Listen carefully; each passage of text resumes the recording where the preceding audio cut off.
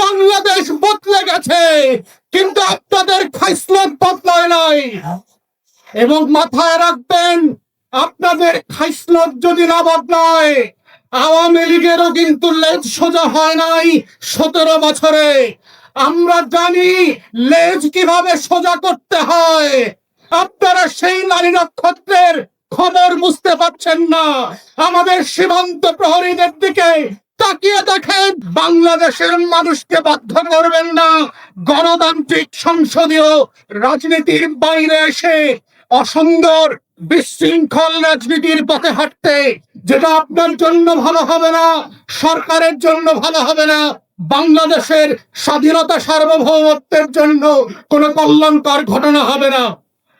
দ্বিতীয় কথা হচ্ছে, মমতা গত কয়েকদিন আগে ইন্টারভিউতে বলেছে ভারতের স্বরাষ্ট্রমন্ত্রী অমিত শাহ নাকি জানে কাকে দিয়ে কাকে খুন করানো হয়েছে। বাংলাদেশের পররাষ্ট্র মন্ত্রণালয়কে এখনো দেখলাম না চিঠি লিখে ভারতের কাছে ব্যাখ্যা চাইবার জন্য যে মমতা এবং অমিত শাহ মিলে ওসমান হাদির হত্যাকারীদেরকে কিভাবে বাঁচানোর চেষ্টা করছে তার ব্যাখ্যা চাওয়ার ব্যাপারে। তাহলে আমরা একই জিনিস দেখেছি গত 17 বছরে।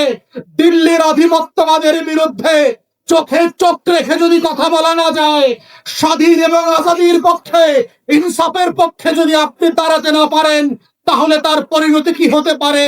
কিন্তু আমরা ধারণা করেছিলাম আপনারা শিখবেন, আপনারা লেসন লার্ন করবেন এবং জবাবদিহিতা চাইবেন। দুঃখজনক হলেও সত্য, আমাদের সংসদ এবং সংসদের বাইরে সরকারি দলের নেতারা, পররাষ্ট্র মন্ত্রণালয় এখনো এই বিষয়ে কোনো ব্যাখ্যা চায় নাই।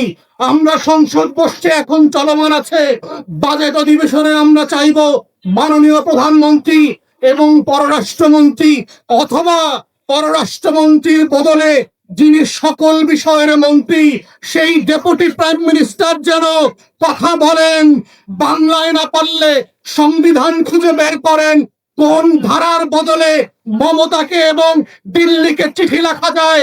তেমন একটা ধারা সংবিধান খুঁজে বের করতে পারলে আমরা বুঝবো আপনারা স্বাধীনতার পক্ষে সংবিধান পড়েন, আপনারা আজাদির পক্ষে সংবিধান পড়েন, আপনারা ইনসাফের পক্ষে সংবিধান পড়েন, আপনারা শহীদ ওসমান হাদির পক্ষে এই সংবিধান বোঝার চেষ্টা করছেন।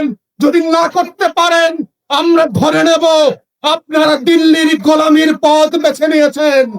গত 17 বছরে দিল্লির গোলামি আপনারা কম করেন নাই।